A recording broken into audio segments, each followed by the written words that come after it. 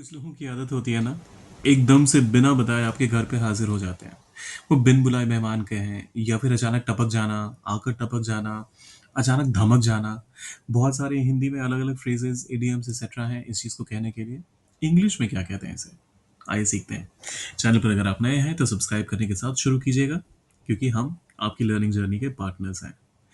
It at Age for Hindi 1 to 1, we strive to make your learning journey as smooth as possible.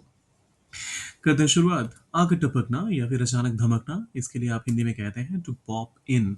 ये जो popup होता है आपकी screen पर एकदम से आना शुरू हो जाता है ना, वो भी पॉप इन से ही रिलेटेड है।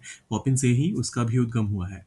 सो पॉप इन, अचानक कोई हाजिर हो जाए और आपकी स्क्रीन पर अगर कुछ एकदम से ऊपर आ जाए, आप कुछ भी देख रहे हैं, कोई वीडियो देख रहे हैं या फिर कोई इंपॉर्टेंट चीज़ पढ़ रहे हैं और अचानक से वो पॉपअप आ जाता है, तो उसके लिए आप पॉप अप कहते हैं।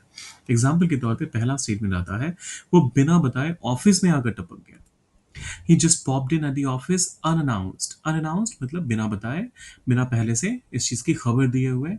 और ही जस्ट पॉप्ड इन, ही जस्ट पॉप्ड इन, वो बस आकर टपक गया। कहाँ? ऑफिस में। Eight the office, in the office मत कहिए, एट द ऑफिस कहिए। अनअनाउंस्ड।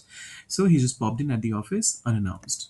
दूसरा एग्जाम्पल आता है, क्या मैं थोड़ी देर के लिए आकर टपक सकता हूँ? ऐसे कौन पूछता है भला?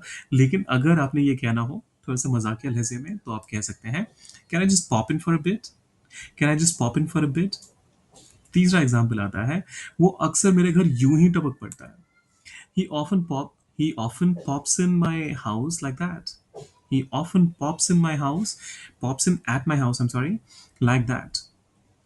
So pop in यहाँ पर क्योंकि verb है, phrasal verb है, और at कहाँ टपकता है? घर पे। So at my house, इसी वजह से in और at का इस्तेमाल एक साथ हुआ है। So he often pops in at my house like that. अब ये आखिरी वाला आपके लिए है। रविवार को वो अचानक आकर टपक गई।